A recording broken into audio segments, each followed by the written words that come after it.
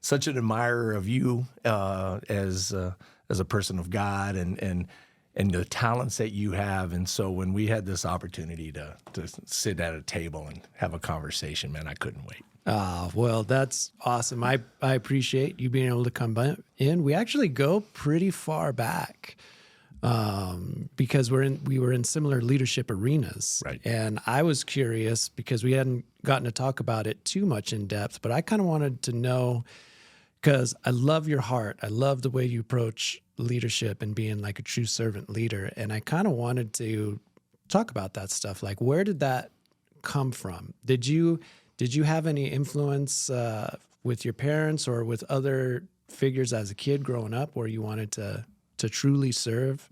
How did that evolve for you? Well, it started with just, this opportunity. And when I was in high school, my senior year, one of my big brothers, I guess you could call it, we all grew up in a small town together. And he was with the Air National Guard. And he had this, he came to me and said, I know you're thinking that you want to get a public service. And so here's an opportunity to get recruited. And I was the first one in my immediate family that was, that enlisted in the military. Okay. And I couldn't have been more blessed because my first fire chief was probably still, to this day, one of the top 2 fire chiefs that I ever worked for, and gave me so much responsibility early on as an 18-year-old kid. So what branch was that you this got was into? The Air Force Air National Guard. Okay, so you went right into the Air Force. You went through your academy and you came out as a firefighter? Right. Okay, great. Right. And so I'm an 18-year-old kid from Huachuca City, Arizona, Tombstone High School grad. Yeah. I was, I think, the class of 36 students, and I was the 35th smartest one in the class. All right. I was there. The other one was an ERP kid. Yeah, it was an ERP kid. Yeah, far from the valedictorian and salutatorian, right? Right. And Chief Don Moody. I get goosebumps even thinking about him, right? And he was such a great mentor, and he put so much accountability and responsibility on us. And every one of us had our mold. Mm-hmm. And but he was the first one that really instilled into me that you have a purpose and you have a calling, and I need you to perform in this way and be a part of a team. Mm-hmm. And I think that that's part of what we lose sometimes today, is that regardless of how we're brought up, at the end of the day, when we raise our right hand to be public servants like you and I were, it's not about the I anymore. It's about the team. Right. And how you mold into that is up to you. Sure. And sometimes there's influences like us when we were chiefs to be able to influence that. Mm-hmm. But man, I'll tell you, he was spot on. And he gave me so much responsibility as a 19-year-old kid, 20-year-old, 21-year-old. I had other opportunities to be on other fire departments. Took advantage of some of that later on in my career. Okay. But why move when you have such a great team around you and a great chief to guide you and mold you? And it's almost like, I remember getting into some of those teams early on, and especially as when you're in charge of those teams, and you kind of have this, there's a fine line between building such a great camaraderie that you also don't want to stunt the growth of the people underneath you, because even in this relationship you had with Chief Moody, is sometimes it can be so great that Shane Clark doesn't want to promote, or he doesn't want to go anywhere, or some of your other kids where you see that potential and they should be growing, but they're like, oh, it's so great here. So it's like you want to create that great environment, but you also want to continue to develop those little duckies so that they can hop out of the nest. I don't know. Do ducks go in a nest? They go on a line somehow. They follow. Exactly. You want those duckies to thrive beyond your crews. So you're doing you've done a few years in the Air Force. How much total time did you put in there? I did, within the Air National Guard, I did 34 years. And 29 of it was in the fire service. And then I followed up with whatever the plus minus is on that 5 years. I did as the senior enlisted leader for the Arizona National Guard. Okay. And then that was my last 3 years. But I was a wing command chief, which allowed me to take my skills that I'd learned in the fire service, especially as growing from a firefighter to fire chief, and translate that into an opportunity to build military leaders, especially the staff sergeant, tech sergeant, but then, that master sergeant, that senior enlisted, that senior non-commissioned officer that had influence over airmen. And my platform was servant leadership. And that, I had the philosophy, I'm sure much like you did when you were with the chief, that roles that you had, is when I walked into the door of my office, they were my bosses. My employees were my bosses, my subordinates. I had to make them successful.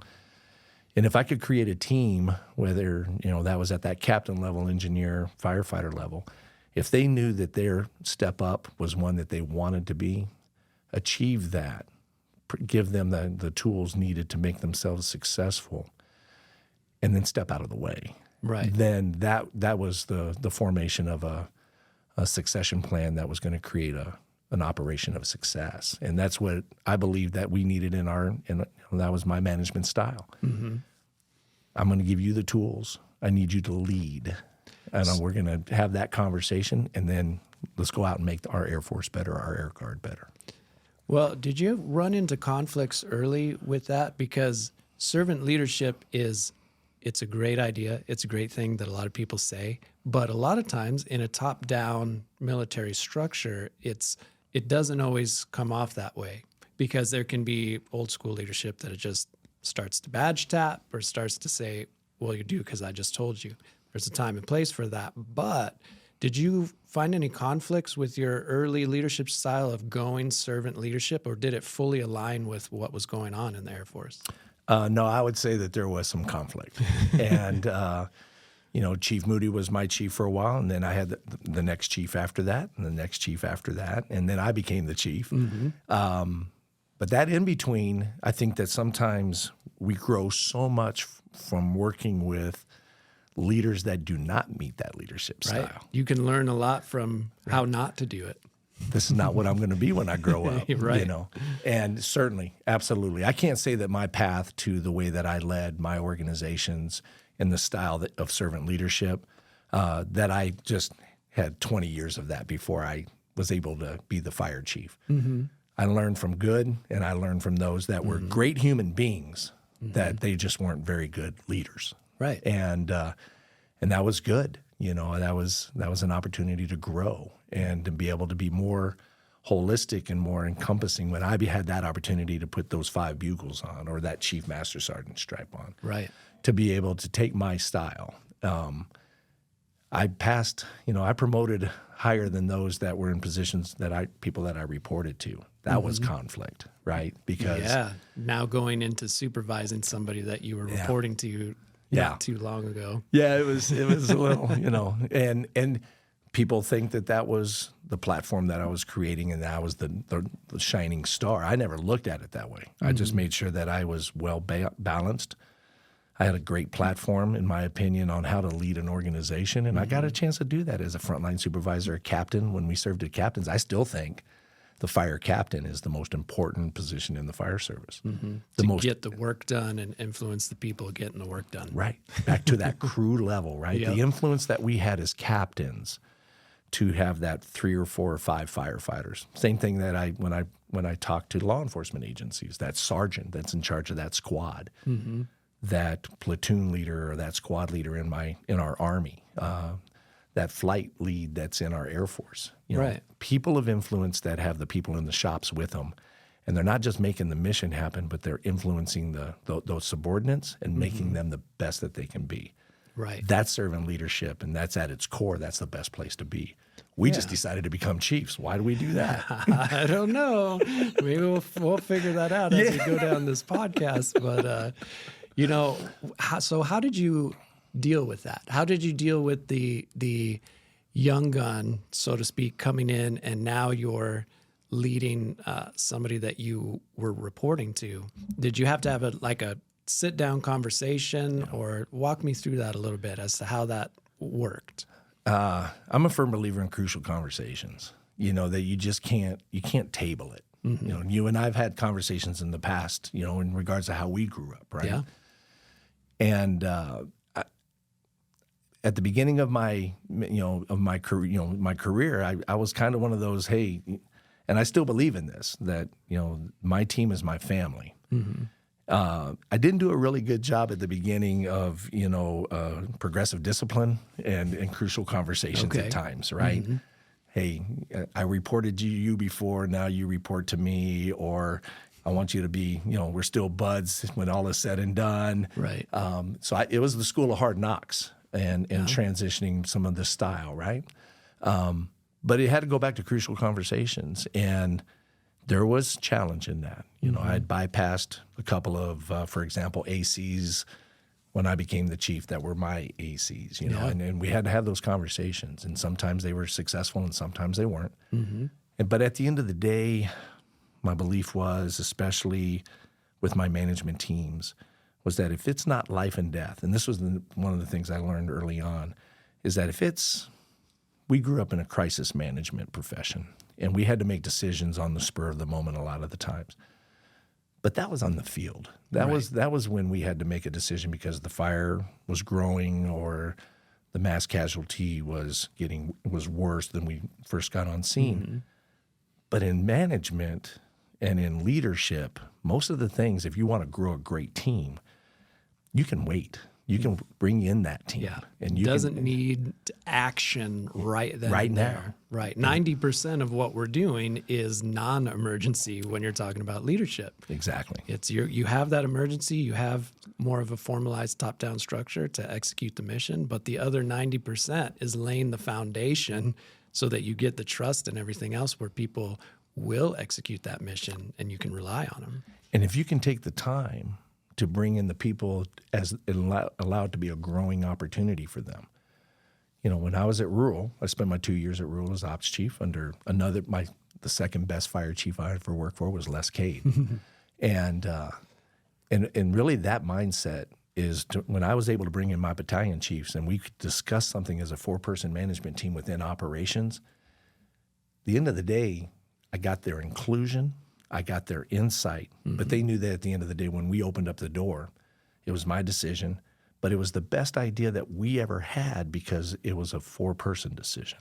Yeah. And having those nuggets of opportunity to be able to work with our captains to say, yes, you are a critical thinker and you got to go out there that 10% of the time and go run that call. But that 90% of the time that you're in the station and you can influence your engineer to be the next best you, Yep. the firefighter to be the next best engineer or paramedic, whatever that organizational, professional development look like, but making that a part of the daily routine. That's how you build fantastic organizations. Yeah, and then that will transcend age or experience or some of the other things because those are still universal team building principles. Right.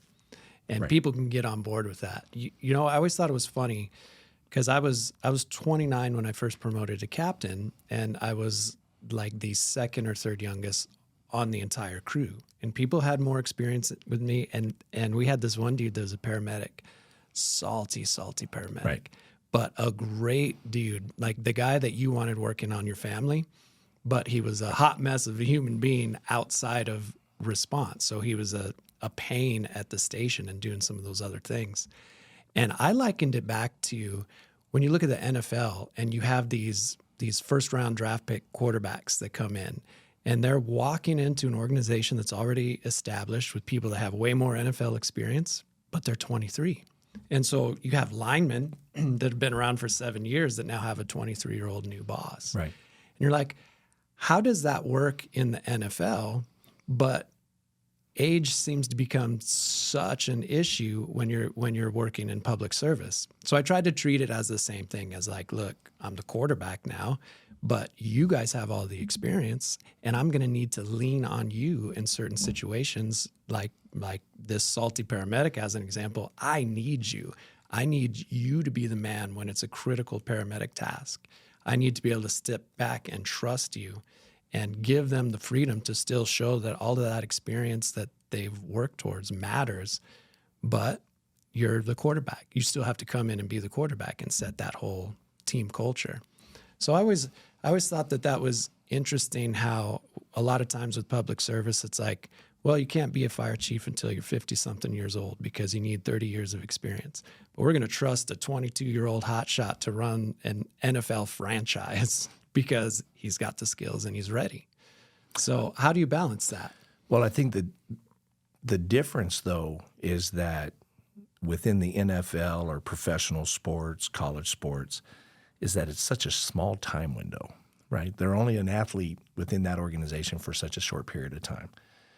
Even if you spend a career, it's the life of a NFL quarterback. Yeah. Or whatever. It's a short span, right? 4 years for running backs is right. what I think yeah, it was. You know, Like, and then there's that opportunity that if they're not happy, they go to another organization, and you're starting basically all over again.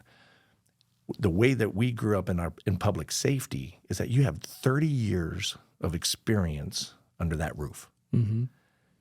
And that's a great thing, and that's a really difficult thing, mm-hmm. going back to some of the statements that you made earlier.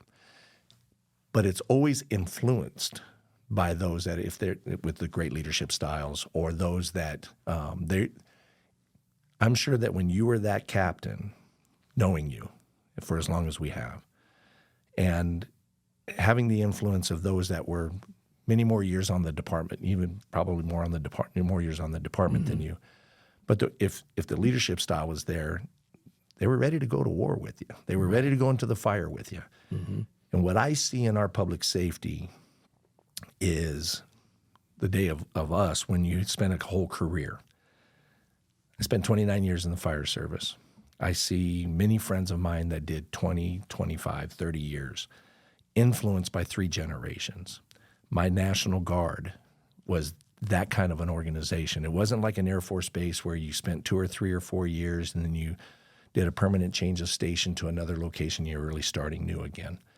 The National Guard was built on a 30-year foundation. I mean, I worked with people that were in that job for 30 or 40 years mm-hmm. and influenced me, and I influenced them. Yep.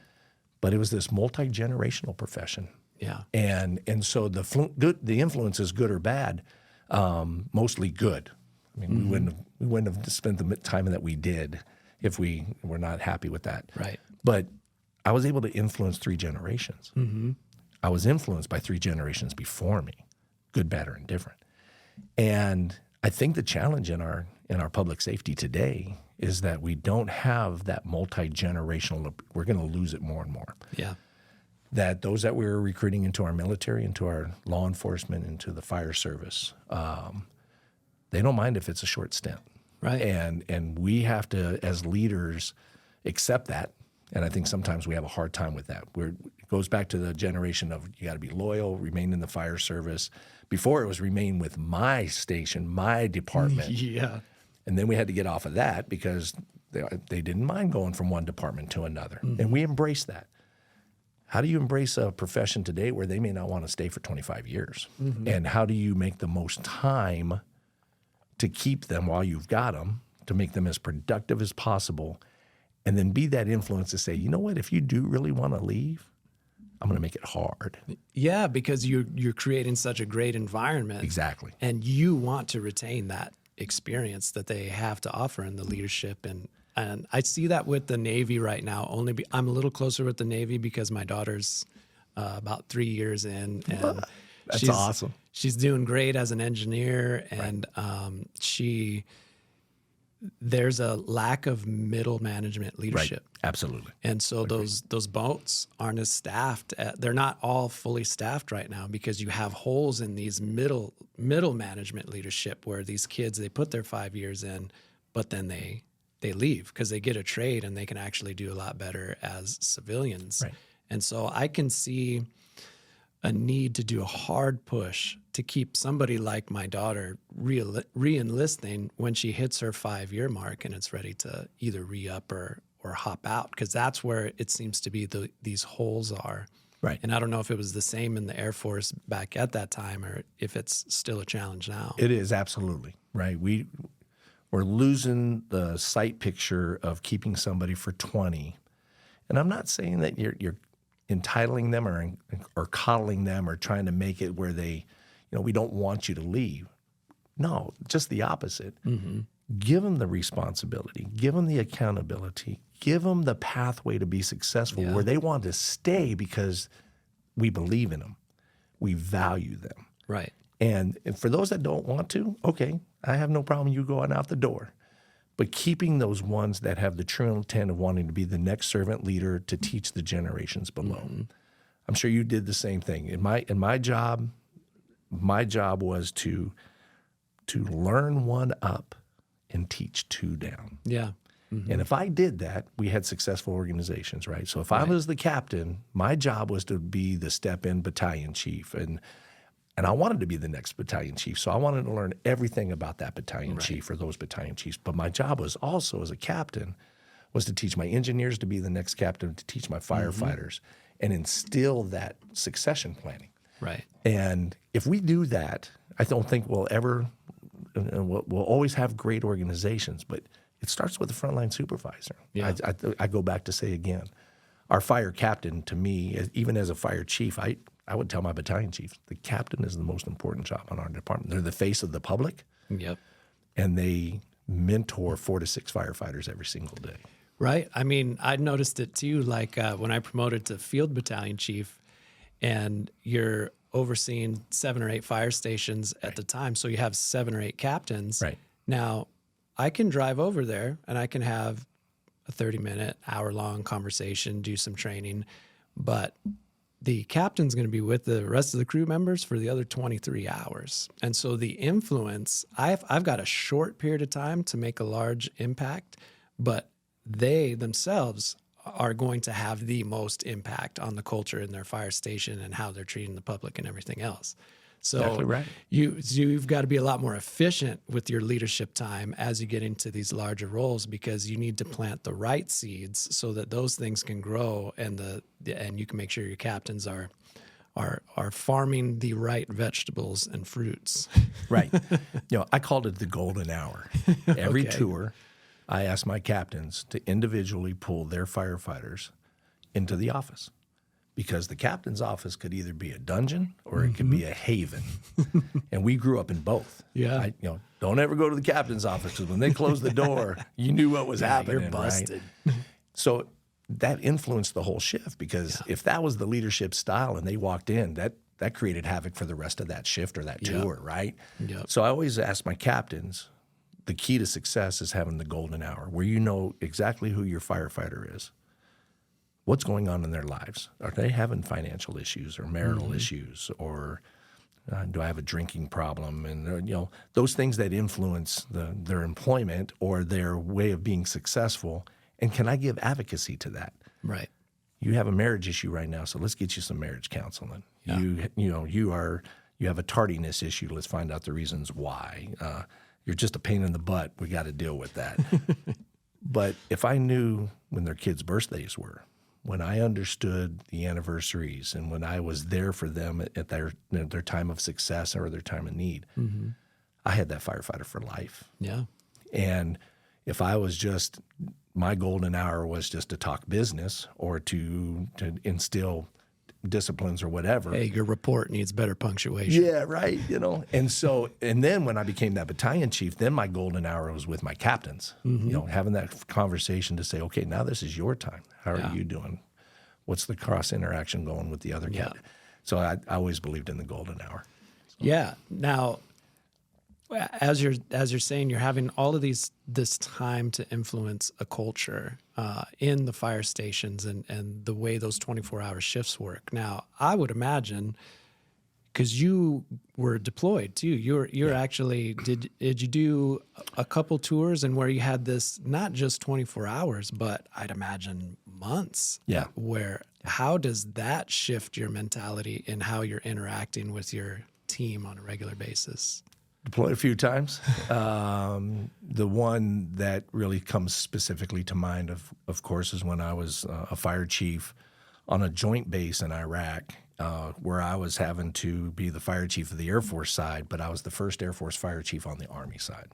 And so to be able to work then in a joint environment with officer leadership on a culture that I know very well, Air Force, and then now learning a culture and them relying on me to be their fire chief, to have a fire department on an Army installation was a fantastic learning experience. And but when you are deployed downrange, it isn't like you have 24 hours on, 24 hours off. Exactly. You are on. We're on all the time. And we did 24 on, 24 off, but all of my firefighters lived at the fire stations because the potential was greater for us to have to pull in people for either the mass casualty or the large frame aircraft. The person that was off may not be off very much, that day, because we have to staff some other trucks, and here we go. Yep. So they were never really out of the box. They were always feeling the pressures of, in essence, feeling like they were on duty. The other great thing about the team that I had was that it was influenced by a lot of EMTs and paramedics, a lot of Guard influence. Again, the Air Force does it a little bit differently than the Guard. So all my EMTs and paramedics worked in the ER. The Level 1 Trauma Center in Iraq at that time was at the base that I was at. So they were transitioning from working a 24-hour shift on, because it was in their heart, to be able to go take their skills and be able to help our medical corps that was shorthanded at times. Yeah. And forming the relationships between the fire side and the medical side, much different than what we do today in our world in the civilian community. It was very rewarding, but as the fire chief, I needed to make sure that I was taking care to give them that time to be able to breathe a little bit. So that was a new interface that I hadn't had to deal with in my management team. So, all right, you guys are going to do all this stuff, but I still need you to go breathe a little bit. Go to the gym, or go get off this installation, go to the movie that's on base, or go to the commissary, get some food or something, but do something. And a lot of them don't want to do that, right? Especially the high performers, right? So you have to step in, and you're throttling back their service time. Exactly. So I always say that it was, of all the times that I had, that short amount of time in the military at that installation was the best mission of my life. And of course it was, the worst day of my career when when you lose somebody within the ranks. And then that's a whole different dynamic, is when we lose somebody in the fire service. Yeah, yeah. Are you willing to talk about that? Because it's such an incredible story, and I think it could impact a lot of people. I know it's absolutely. It's challenging, but yes, when you were deployed out there, there was an incident that ended up in a firefighter losing his life, and I remember we've had those talks from leadership dynamic, and it's so powerful to see it from the full perspective of how you deal with that, how you help a crew and other people have to work through all of that as well. So February 14th, 2005, we had an outside the wire mission. It was a pretty elaborate mission. I had a group of firefighters that were trained to go outside the wire. That was why they were there. It was called my RAMS team, Rescue Air Mobile Squad. And that was why I was working on the Army side as well as the air side, because that was handled by Army firefighters prior to.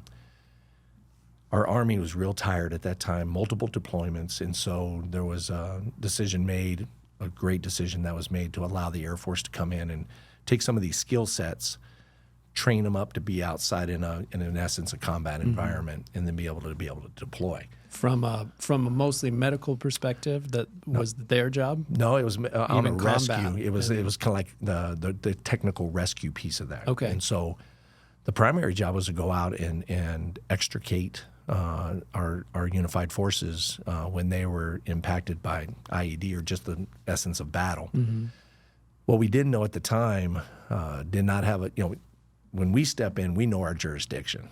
Right. When you are outside the wire, you don't know the jurisdiction. You don't know the things that are being faced, especially as a new team.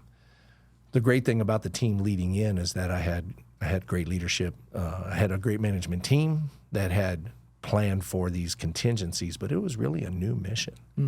And with new missions, sometimes you don't see all the things that are right in front of you. Right. And so this one ended up being a swiftwater rescue in Iraq, in a desert. Oh, wow. When you don't understand that there are canals and during the rainy seasons, those canals get the current hits you. So it was basically a swiftwater rescue. Okay. And like a civilian was in need, or one of your no, own it was was in a need? soldier. Okay. So they had overturned a Humvee in this canal. Long story short, it was one of those things that you don't have all the equipment for because you don't understand that's going to be a part of your rescue package. And so my firefighters did some really heroic things that day. And unfortunately, trying to save a life, one made Staff Sergeant Ray Rangel, who I think about every day, that he sacrificed all to try to save 3 members. So it was an incredible story of the things that happened after with bringing Ray home, the fortitude of my management team to make us prepared for that next one, and the ability for a department that cannot just go home or have go off duty. Right. The incredible resilience of a group of Air Force firefighters that I will always remember and greatly admire, and be honored that I was their chief to be able to get through that event. You had to. And to be able to take the mission, the next one, and then the next one, and the next one. And it was. I could talk hours about the influence that I had on that department to get through, but it was really the outstanding leaders that I had that were already in place that knew how to walk through this together. And then I will I will say that if it hadn't been for our chaplain corps, our Air Force chaplain, to be able to come in and be able to sit down and be there for my firefighters in the weeks after, and then be there for Chief Clark in the after hours after I had to leave the department to take care of Chief Clark. Major James Summers and his chaplain corps were incredibly important and life-saving for us.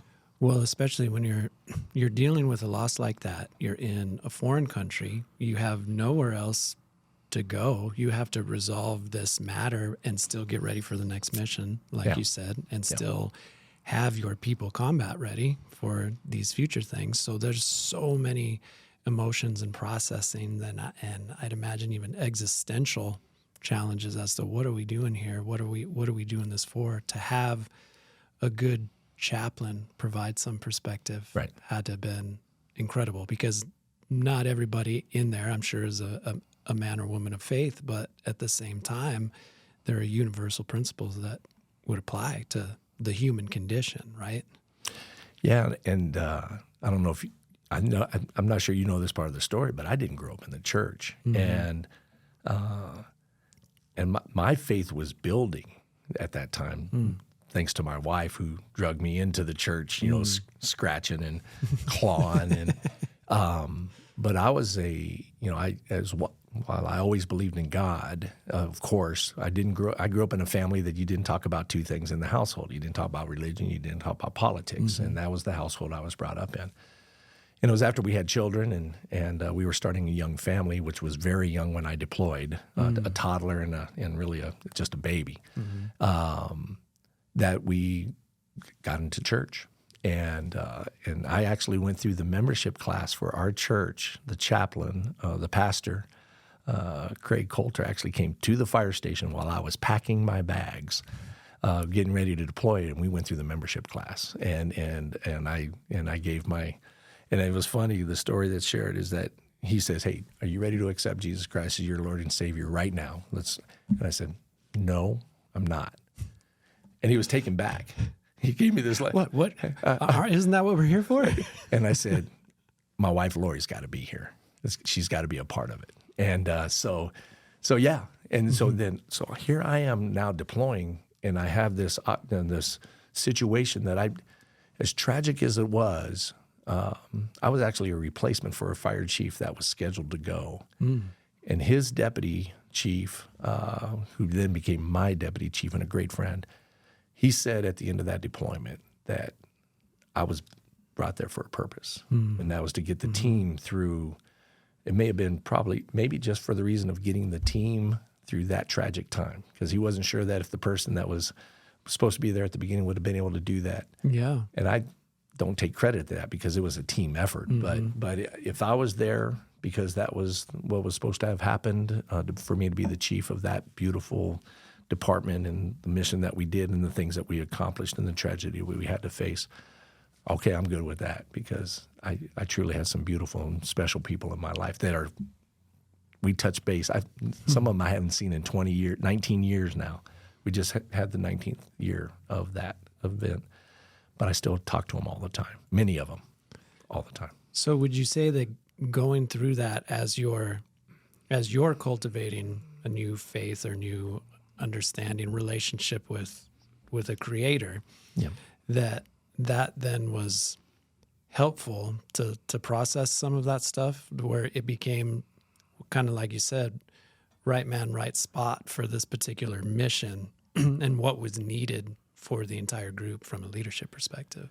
Yeah, absolutely. There was part of my team that had all the spectrum of faith, not faith, right? Mm-hmm. Same thing we see in our public safety, right, across the board. But having the resource in place to allow, and I believe that every one of them appreciated when the chaplain walked into the room for the reasons why they were walking into the room. Mm-hmm. I think the other thing that it showed me is that you can have, that you have to take care of the firefighters even when they don't want to take care of themselves. Mm-hmm. And you have to be able to think about the aftermath, right? So whether that's continuing down the servant leadership of tying them into the spiritual side or the mental health side of that, right? So now we start talking about critical incident stress management, peer support, the things that we call peer support now. But it was critically important for me to be able to allow my team to be able to walk through a process where we were taking care of that piece of it. Mm-hmm. Because for many of them, this was their first experience. There was a crew that Ray was on, and they were front line, and making sure we were taking care of Dan and Frank and their assistant chief. Mm-hmm. That whole lineage there, that whole line of organizational structure, taking care of them after the day, right? Calling on them at the anniversary, walking through that. It's not a sprint. It's a marathon. No, and like you said, you never get over it. Excuse me. You're thinking about him still every single day, mm-hmm. and I think in a lot of ways that is what helps his legacy carry on. Absolutely. Because you do think about him every day, and you can't help. So a good leader is always going to be very self-critical as to what they could have done better or what they could have done different. And I know you went through some of that as your journey, and probably still do to some degree. How do you work through that and still provide the leadership that you do? Because some people, they can take those traumas and then just let them go into this spiral of destruction, mm-hmm. because you're ruminating on it, and you can't help but try to nickel and dime every single thing that happened, and how could I have pieced it together differently? And was there a turning point for you at all ever on that, or has that been a growing process? It's a continued journey. Mm-hmm. It's a continued journey. It's a continued journey, I think, for the team, especially when I have further conversations with the team and how they're doing. As time passes, it heals, and there's no doubt about it.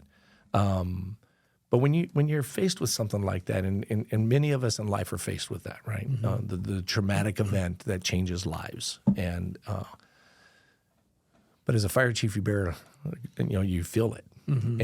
And it's a very lonely place. And and I got to learn something that I had not learned before, that there are those that are with you through the journey and supporting you through the journey, and then there are those that think that you are the cause, And Right. and so I learned quickly who my friends were and who my friends were not. And that was okay. That's just part of the course. There's the armchair quarterbacking, there's the and so that was a difficult piece, especially the first few years after, because Yeah. you don't ever know sometimes. In our business, when it's local, I went through 2 Class A mishap investigations, and this was one of them. And sometimes you don't hear the report at the other end. And it was 2 or 3 years later when I finally got what that looked like and where the levels of responsibility had lied. Here's what I know is that when you walk through this type of an event, if you are doing right and you are looking at it internally, regardless of the external, the team that I was honored to work with and lead, I went to them the same day that this incident occurred, and I said, guys, guess what? This is a potential rescue now that we did not even know that we had. Can you imagine stepping into a new threat in your jurisdiction? Let's just take the Swiftwater, right? You guys, I can't imagine that time when our firefighters became that first Swiftwater, whatever many decades ago that was. But you got to get all the equipment, then you got to train, and then you go operational. We didn't even know we had that. And so at the same time that we are trying to figure out where Ray is at, and we're trying to walk through the process that we know that we now have a missing firefighter in action, at the same time, I know now we have a new mission that we're not equipped for. Right. And I went back to my leadership team and I said, I've got a bunch of really smart people here in the room, many of you coming from walks of life like I did, we have now a Swiftwater mission, and we're not equipped for that. Give me the list. Give me the list right now. And so while they were walking through this individual and team journey of we have now a loss, they are stepping up at the table, that same table. And 2 hours later, I had everything that I needed to build a Swiftwater rescue team. On the equipment side, I went to my boss and I said, I need this, I need it now. And within 24 hours on a C-17 transport, I had every piece of equipment that I needed to make us successful. And then in the next days, not weeks, this had to be done now, we trained everybody up on how to handle Swiftwater rescue. A bunch of firefighters that wasn't in their job jar. Right. Because we knew that we could have this again. And guess what? 6 days later, we got deployed out for a troop transport in the Tigris.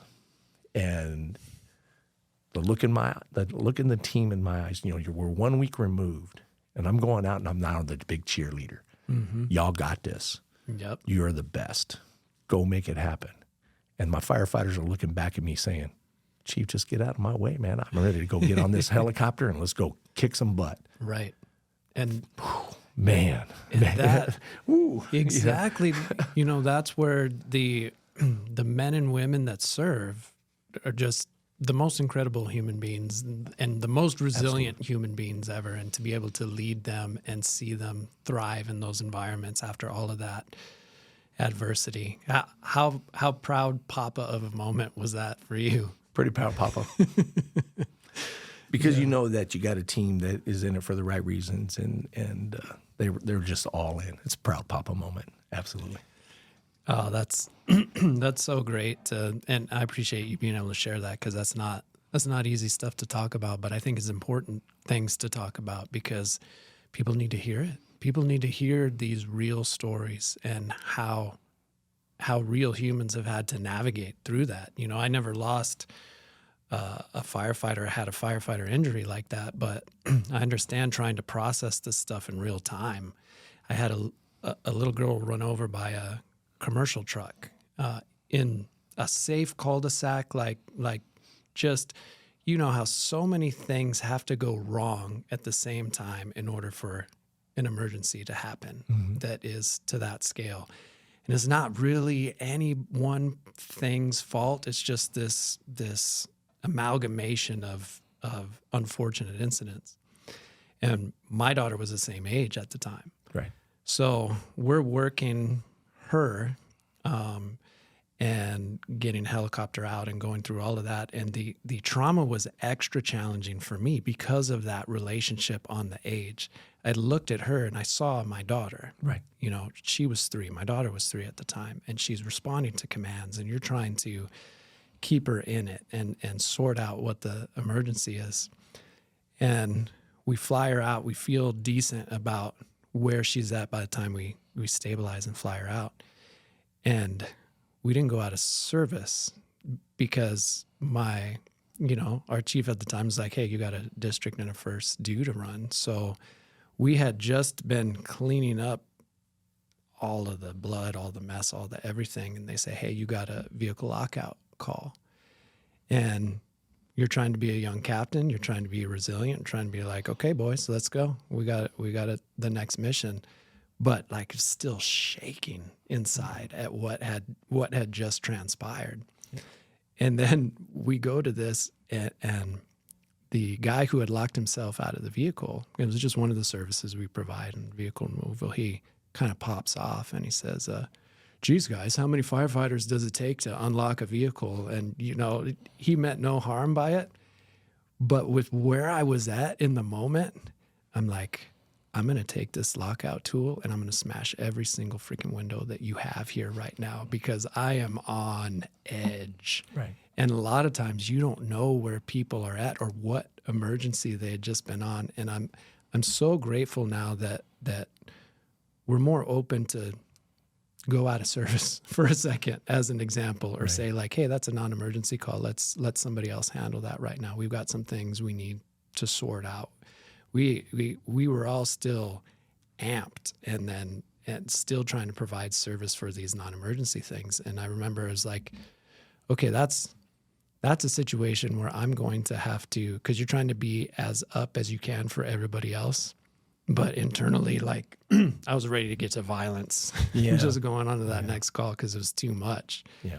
And you've got your same people being deployed, having to process all of those emotions and then still go do another emergency. What are you typically looking for as signs, symptoms that maybe one of your firefighters isn't right, or maybe they need to take a knee or step out? Have you developed some extra skills with that? Yeah. So that's an interesting question, by the way. I think this is where you have that opportunity to grow your team because I'm not with them. I was, at that stage of my career, you're not with them every day. Mm-hmm. And you may not have the relationships that you have when you were in the station every day. And it goes, so then how do you build the team to be your eyes and ears? Mm-hmm. Because again, when I was in the station for that first 20 years, going into captain and all that, I knew everybody on my team.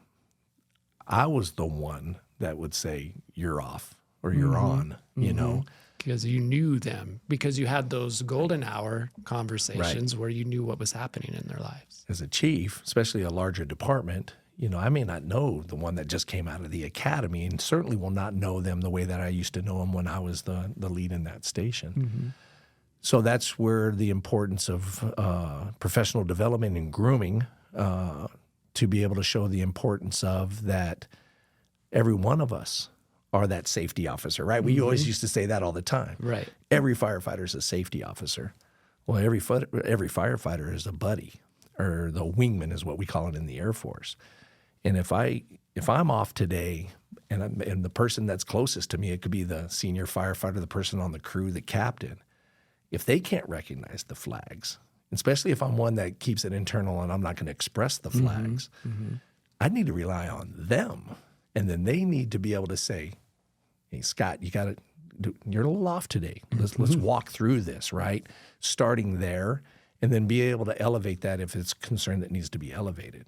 That's what I was trying to build, was that I can't be that person. Right. I need all of you to be that person. And Captain, I need you to be that person as the lead of that station, the lead of that crew.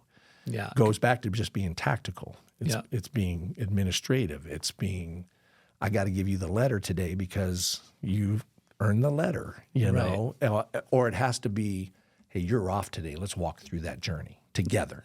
No, that's a great point. The environment that you're setting and understanding that everybody processes things different in different times, and you don't know everybody and what their tells are. So you have to establish that early. I need to trust you while you're trying to figure out that new officer and what their signs are. Like for me, as an example, everybody that knew me knew that I was off when I got quiet. Right. Because normally I'm running my mouth, I'm joking around, everything is fun. And then they're like, what's up, man? But people behave differently. So it's usually like you're looking for that behavior change that's just kind of different from a normal baseline. But in your situation, great point that when you don't know a lot of the people, you have to go to the ones that can recognize a behavior change. And that's why I'm so big on frontline leadership, frontline accountability, give them the tools to succeed, the objectives and the responsibility that's afforded to them. My last position as senior enlisted, while I had no command influence of any of my enlisted soldiers and airmen, I was responsible for the health and the morale and the training of the force, right, to ensure that they were ready to go into the war fight. You know, the enlisted comprise of 80% of our military. 20% are officers, 80% are enlisted. So as the senior enlisted, my responsibility to the adjutant general was to ensure the health, morale, and welfare of the force and the making sure that the training where they could go into the war fight. And so on paper, there was over 6,000 enlisted in the National Guard, in the Arizona National Guard when I left, when I was in position. There's no way that I know 6,000 soldiers and airmen, but I always knew where I could turn to find out exactly everything about that soldier and airman if that frontline supervisor was doing their job, and that was the squad leader. In essence, the fire captain, it was the sergeant on the police force, right? It's that frontline supervisor. Yeah. They have the most influence. They have such a great job. Yeah, and I'd imagine that you would encounter some that didn't know what was going on with their crew or people, and then you have to have that critical conversation. Exactly right. This is the most important aspect of your job. Exactly right.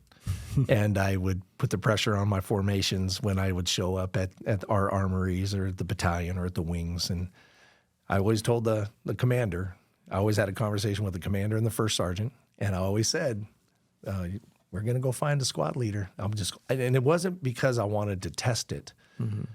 I just wanted to ensure that the expectation management that the boss had set forth and that I had set forth was resonating down to the lowest level supervisor. Right. And then when they could not answer the question, then it was a building block. It was an opportunity to say, here's the expectation management again. And first sergeant commander, you get to influence that. And so it wasn't like a penalty phase or anything. It was just to ensure that we were running an operation that we knew was the best way to run the operation that day, with the succession planning of making it even better in the future. Right. You're kind of the bumper lanes. You're just a little course correction, but making sure that the mission is clear and clearly communicated as your expectations on your end. And so you've had a long career in military. It's transferred over into a couple of different fire chief stints. And now you're working for the county. Yeah, I get to. What's going on with that now? Well, you have to get out of the public safety side at some point, and I just couldn't figure out how to get out of it without still touching it a little bit. I guess. So you're still touching it. Yeah, I get a great opportunity to lead the Mighty Eight. I'm honored to lead such a great team at the Office of Emergency Management. Be able to work under great leadership. Drive and vision of our administrator, and really to get myself out of the incident command world where we were running calls and focus on community preparedness and planning and exercises and those kind of things. And I say every time I get to sign the checks, I get to make some of the decisions, but it's really the team that are doing such great things to keep our community prepared. And we're, our focus is on the big two, and that's, fires and floods. That's Arizona, that's Tucson, that's Pima County. But it's so much more than that. We're an all hazards approach organization, and we have a foundation in planning where it's multi-hazard, right? So, we have 4 fault lines in Pima County. The earthquake could happen in any day. We've had a tornado every once in a while that decides it wants to touch down. So we look at it as an opportunity to help our community. And then if something tragic was to happen, and we've had that in the past, how do we get our community back to normalcy again? Yeah. Yeah. And so your official title now is Director of Emergency Operations. Emergency Management. Emergency Management for Pima County. Yeah. Pima County is a big county. And it is. Not just people-wise, but very spread out, very large county. The county itself is bigger than 6 states, so landmass-wise. Yeah. And so, you start talking about 4 hours east to west and 3 hours north to south, and continuous border, with Mexico. There's a lot of challenges. So, but it's great. Again, it goes back to the people. And I could step aside tomorrow, shop would be just fine. In fact, sometimes I think I'm probably in the way. It's time to move on or something. So, but no, it's great. Yeah. I can't think of a better place to be, at this point in my career, and family's continuing to grow. I got 2 kids in college. So, my focus is trying to be, with them, at this formative time in their lives as their transition as young women to, through college and into whatever their next chapter is going to be, and me be along with them. So, well, what I've really appreciated about you and learning under your leadership is I remember specifically having a conversation one day when we were at a golf tournament, and it was in the morning. We were paired together, so you and I were on a golf cart, and in a lot of these fundraisers with a lot of different leaders and fire and different things, is it's like 6, 7 in the morning start times, and people are day drinking. They're carrying on. You're on the course for 4 or 5 hours, and you're making a good time of it. And I remember just sitting there with you, and I hadn't stopped drinking yet, but I was starting to contemplate if alcohol was the best thing to have in my life. And we were just sitting there, and you were looking at the group ahead, and you're like, now look at that chief officer, and look at what he's doing right now. Now, do you think that aligns with leadership by example? And because everybody sees it, and it's all fun and games, and you're joking around, but does that align with the type of leader that you would want to be, or you would want others to see?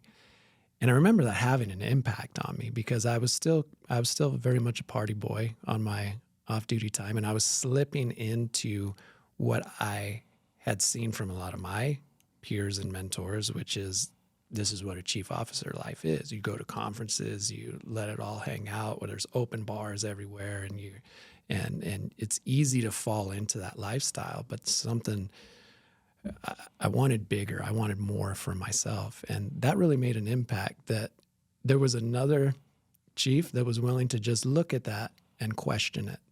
Is that really the best example that you can be as a leader and public servant? So I've always appreciated that you've been willing to say the things that maybe other people will just kind of go along with. And was that a new or evolving thing for you, or were you always like that as a leader? So I was probably, I will tell you that day, many people would have said that I'm being hypocritical because that was me. Mm-hmm. And that was me even up to the point when I had become fire chief the first time. And I had a problem with alcohol. And so it was, you learn lessons from those with the hard knocks, right? You learn from the challenging times as much as so it was not a position where I thought I was more than thou or no, and I didn't take it or that any way negative either. reflection of even those that man, I love every one of the people that I'm around, exactly. right? And I grew up with all these fire chiefs doing these things. So there would be a part of, I remember when I became the fire chief the first time, and I started making decisions, and they were saying, you're just a hypocrite because now you are, following the rule that you may have not. And I said, yeah, absolutely right. Mm-hmm. I cannot deny that, but you have to evolve, and that was my way of evolving. And if I was able to, have that conversation with somebody else that I saw, that I was willing to have that conversation. We grew from that, didn't we? So, but I could say a few years earlier than that, I had to learn from the shortfalls that I had in my life, right? And why, I was lucky, and I had that conversation with you because somebody had that conversation with me. Right. And you have to, because the easier thing is, I think, just to go along with it or not really want to rock the boat. But I think it's important to have that, especially if you've been there. Like what I try not to do is completely rewrite my past. I mean, I was a party boy. That's how I rolled. That's how our crews were. Our crews would go to Vegas. That's how tight we were, is like, we're going to take this party to the next level. and there's nothing wrong with some of that crew continuity and camaraderie, but you also make a lot of mistakes that, just like you said, I got lucky because maybe I just got lucky because I didn't get caught with like a DUI or something that could have happened to any one of us. You're hitting the nail right on the head. And so if you're not going back and saying to the next generation, is that really where you want to be? Is that really what you want to be doing? Because it's easier to say nothing, but if you want to challenge it and say, hey, I know I was there and I made some mistakes and I've also done some things that have changed my life in a different direction, both positive and negative. Let's call it out. Let's at least have it on our minds so that other people maybe can make different and better decisions than we did. All you can do is allow people to learn from the things that you've done right, and then sometimes from the things that you didn't do right. Yeah, so I appreciate your willingness to even be hypocritical, if you will, in that moment, because we've all been there, but to challenge the reality that we're currently facing, because there is a huge alcohol problem in the fire service and in a lot of public service, and because it's such a high cultural thing that having alternatives, perspectives and different influences on people that might do something different or behave in a different manner next time there's an open bar, like, it goes a long way. Well, and I think that it, cultural, yes. I would also say that it's a way to relieve pain sometimes too, right? And again, it goes back that is the medication. Goes back to the conversation we had before, is that, what's the root cause? The root cause for me was, I enjoyed it, but there's many of those that the root cause could be because they want to try to mask something else, the mental side of that. And so that's why I'm so big. In another great organization that I get to be a part of, the Fiesta de los Bomberos, the Greater Tucson Fire Foundation, in the areas of mental health, cancer, and cardiac, to be able to shed light that it's okay.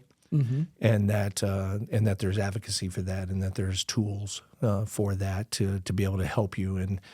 And so the things that we do as a committee of volunteers and the cause that we get to have, the platform we get to have to help firefighters that are encountering those things and being able to provide the tools. Great reward. I got brought into at the time, the National Fallen Firefighter Foundation because of my experiences deployed and with Ray, and I got to join that great organization, and it transformed into the organization that we have it now. But to be able to raise funds with a great group of people, to be able to take care of those that when they need help, when they're at their need, that's pretty cool. Yeah. Oh yeah. We've talked a lot about leadership within the different organizations, and you, just like you mentioned, it extends beyond into volunteers and charities. And I know that you do a lot of charity and service through church, and those are some fun ways to serve too, right? But getting out in your community, not just making it about service within your organization, but how can you support things that are outside of it too, right? Right. And you're I hear you're a great singer. I mean, I haven't just heard you're a great singer. I've gotten to hear with my ears. Yeah, one of these days I'll be just like you when I grow up. So no, you go back to being able to give back, right? So I give back to the fire service because the fire service was so great for me. They built me. I mean, the best thing I ever did was raise my right hand June 28th, 1983, to join the Air Force and the Air National Guard, and afforded me opportunities that I would never think imaginable. And then the fire service, of course, you know. And so I give back through professional development. I work with the departments as needed, and when they need my services to give back. And Fiesta de los Bomberos, another one of those advocacies. I'm sorry, another one of those areas to be able to give back. But yeah, so I love singing on the praise team. I love taking our medical background and be able to take care of those when they are ill or injured in our church. And then I've coached my whole life. You know, I coached my kids, and to be able to give back to the sports ministry. That's my three areas that I can think that I could support the church, right? And the support groups within the church, and seeing how you've grown in that, in the music ministry, is an inspiration to many of us. I really look to you as a mentor in that, right? I watch you, and I take the idiosyncrasies of how you deliver that message, and I try to build that within my own platform of ministry. That's cool. I never shared that with you before. I just always wanted to sing with you, man. But I think you grow because you look at the people around you. Yeah. You know, and then we have such great influences in our lives.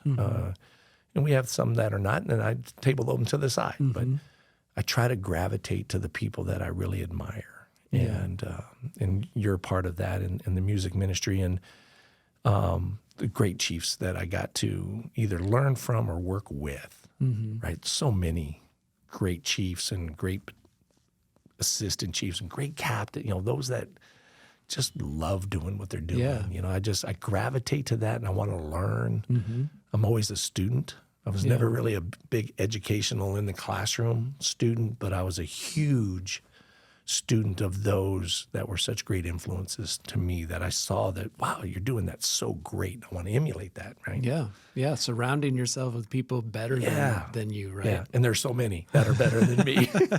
Way many. And then I feel like I got this whole life. Yeah.